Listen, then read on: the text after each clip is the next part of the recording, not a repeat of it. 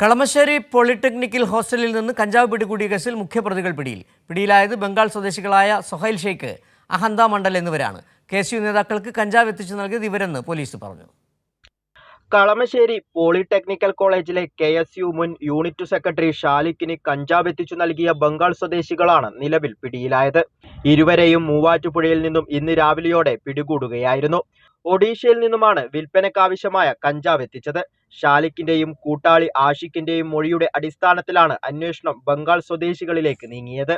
എന്നാൽ ഇരുവരുടെയും phone switch off ആയതിനാൽ ഫോൺ ട്രാക്ക് ചെയ്യാൻ സാധിക്കാതെ വന്നു. പിന്നീട് ഇതര സംസ്ഥാനക്കാർ താമസിക്കുന്ന ഇടങ്ങളിൽ കേന്ദ്രീകരിച്ചു നടത്തിയ പരിശോധനയും ലഭിച്ച വിവരങ്ങളുമാണ് ഇരുവരെയും പിടികൂടാൻ സഹായിച്ചത്.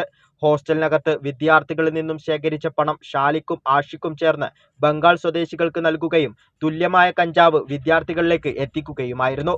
കളമശ്ശേരി പോളിടെക്നിക്കൽ കോളേജിനു പുറമെ കൊച്ചിയിലെ വിവിധ ക്യാമ്പസുകൾ കേന്ദ്രീകരിച്ചും ഇവർ പ്രവർത്തിച്ചിട്ടുണ്ട് എന്നാണ് നിഗമനം. കൈരളി ന്യൂസ്, കൊച്ചി.